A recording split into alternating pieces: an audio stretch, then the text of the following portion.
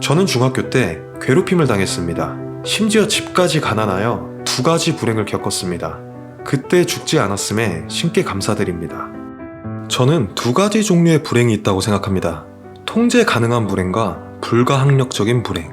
먼저 불가항력적인 불행은 불치병, 묻지마 살인, 천재지변으로 인한 사고, 내 주위 사람들의 죽음 등 내 힘으로 막을 수 없는 것에서 찾아오는 불행이 있습니다.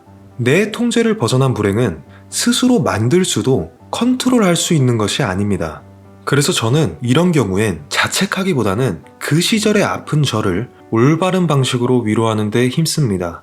다만 오늘 말씀드릴 불행은 불가항력적인 불행이 아닌 통제 가능한 불행에 대해 얘기해 보려 합니다. 통제 가능한 불행의 특징은 대비할 수 있고 다른 방향으로 이어지도록 선택할 수 있는 기회가 주어집니다. 대표적으로는 인간관계에서 오는 모든 고통, 가난, 사업 매출 부진, 불합격, 사건 사고, 벌금, 싸움 등 죽음과 무관한 모든 불행들은 통제가 가능한 불행에 해당됩니다. 오늘의 주제인 불행은 내가 만든다에서는 자기 책임을 가장 중요시합니다. 나에게 일어나는 모든 불행에 책임을 줄 때 통찰력이 깊어지고 해결할 힘을 얻을 수 있기 때문입니다. 또한 그 책임감은 자기 발전으로 이어지고 반복되는 불행을 막아주기도 합니다. 먼저 책임감을 갖기 위해서는 탓하는 마음을 버려야 합니다. 상대가 잘못한 건 맞을지언정 원인마저 상대에게 던져서는 안 됩니다. 대부분 불행의 잘못은 상대에게 있고 원인은 나에게 있기 때문입니다. 상대가 나를 괴롭힌다면 상대가 괴롭힌 잘못이 있지만 만만한 나에게도 만만함이라는 원인이 있기 때문입니다. 내가 시험에 불합격했다면 학원을 못 보내줄 만큼 금전적 지원을 못해준 가난한 부모를 탓하고 싶겠지만 그런 부모를 원망하는 사고방식을 가진 썩어빠진 머리로 공부를 했기에 시험에 불합격한 겁니다. 우린 올바르고 건강한 생각을 하려 힘써야 합니다. 가난한 사람은 많습니다. 하지만 목표를 이루는 것에 가난이 방해가 될 수 있을지언정 목표를 이루는 것을 불가능하게 하는 것은 자기 자신일 뿐입니다. 무언가를 이루고 싶을 때는 오로지 그 목표에만 집중해 있어야 합니다. 누구를 원망할 시간 따위 없습니다. 불행한 일이 많은 사람의 특징은 자신의 불행의 원인을 남에게서 찾습니다. 세상과 남 탓하는 사람의 특징은 자신에게서는 문제를 찾지 않습니다. 자신은 충분히 잘했고 잘 살고 있다고 자기 위로합니다. 그러니 자기 발전도 없게 됩니다. 우리가 알아야 하는 건 지금 우리의 삶의 수준은 우리가 삶을 대하는 태도의 수준과 일치하게 흘러간다는 것을 알아야 합니다. 자기에게 찾아온 불행에 대해 내 삶의 태도를 지적할 줄 알아야 하는 겁니다. 그러지 못하면 작은 바람에도 쌓아놓은 모든 게 날아가는 불행 가득한 삶을 살게 됩니다. 자기 책임은 나의 부족한 점을 돌아보게 하고 사회적, 정신적, 육체적인 부분을 성장하게 하여 세상과 타인의 공격으로부터 내 삶을 흔들게 내버려 두지 않는 마인드셋입니다. 그러하기에 자기 책임은 불행을 막기 위한 가장 중요한 마음가짐입니다. 저는 불행을 막기 위해 한 가지 규칙을 세웠습니다. 바로 탓하지 않는다입니다. 나에게 일어난 모든 불행에 대해 세상과 남에게서 문제의 원인을 찾지 않았습니다.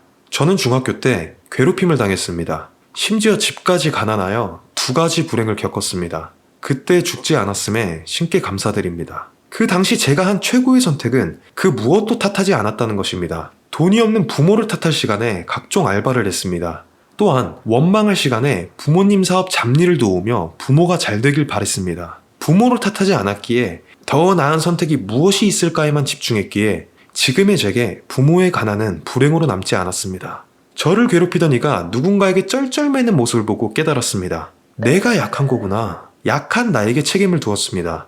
게임할 시간에 복싱이라도 배웠다면, 처음 무시했을 때 강하게 나갔다면 과연 얘가 나를 괴롭힐 수 있었을까? 라며 올바른 생각과 선택에 집중했습니다. 그렇게 저는 제 불행을 이겨내기 위해 매일 싸웠습니다. 물론 괴롭힌 사람이 잘못된 건 맞습니다. 100번 잘못했죠. 하지만 세상의 구조를 이해해야 합니다. 강자가 약자를 잡아먹습니다. 그 과정에서 약자는 불행을 느낍니다. 착하다고 생각하는 당신도 당신보다 만만하거나 편한 상대에게 무의식적으로 상처를 주고 있는 양면성을 볼 수 있을 겁니다. 약한 나에게도 책임을 짐으로써 문제점을 찾고 개선하는 것만이 나에게 찾아온 불행에서 벗어날 수 있는 유일한 방법이라고 생각합니다. 내가 계속 만만하고 약하다면 얘가 아니어도 날 괴롭힐 사람은 많다는 것을 깨달았습니다. 그래서 모든 방면에서 강해지기 위해 노력했습니다. 부모의 가난을 탓하고 극한으로 노력하지 않았다면 전 계속 불행했어야 했습니다.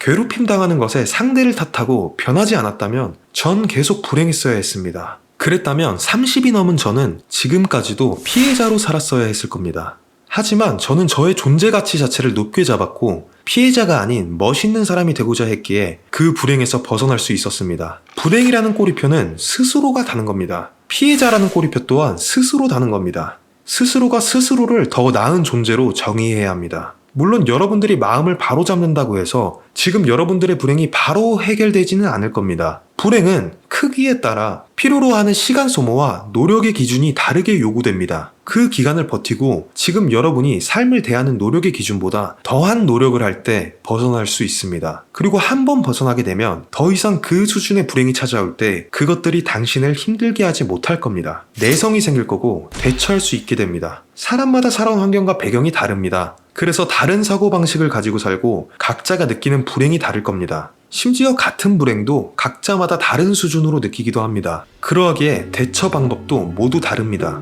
자신의 삶의 정답은 직접 찾아야만 합니다. 하지만 이 원칙을 지키신다면 이겨낼 수밖에 없습니다. 탓하지 않고 나에게 책임을 두고 나에게서 원인을 찾고 개선해서 더욱 강해지는 것, 평소보다 더 많은 노력을 하고 능력이 노력이라는 것을 믿는 것, 내가 강하게 된다면 수많은 불행을 막을 수 있다는 것을 믿으셔야 합니다.